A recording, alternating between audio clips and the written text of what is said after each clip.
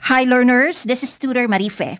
This time, let's validate x equals 1 and negative 1 by substituting these values into this given equation.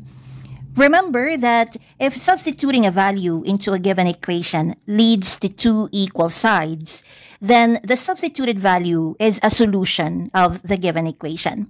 Let's start with x equals 1.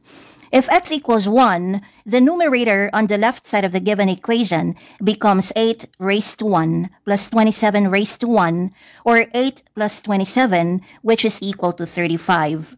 The denominator on the left side becomes 12 raised to 1 plus 18 raised to 1, or 12 plus 18, which is equal to 30. So if x is equal to 1, this fraction on the left side of the given equation is equal to 35 over 30, which is reducible by their greatest common factor, 5. So reducing this fraction by 5, we get the simplest form of the fraction, which is 7 over 6. So we have two equal sides, therefore we validated x equals 1. This is a solution of this given equation.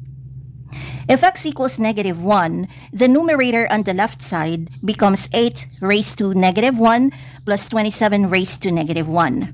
And the denominator becomes 12 raised to negative 1 plus 18 raised to negative 1.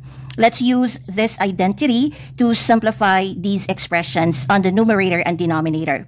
We have a raised to negative 1 plus b raised to negative 1 equal to a plus b all over a times b.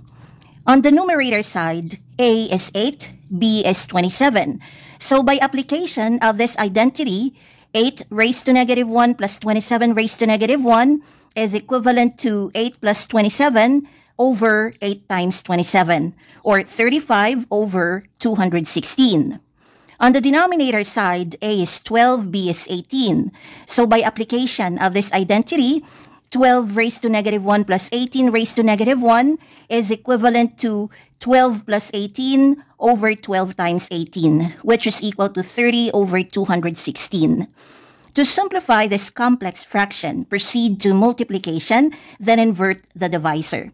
So this is equivalent to the dividend 35 over 216 multiplied by the reciprocal of the divisor, 216 over 30.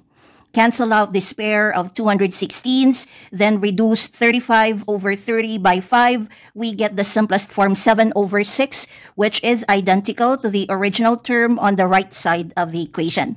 Therefore, we validated x equals negative 1.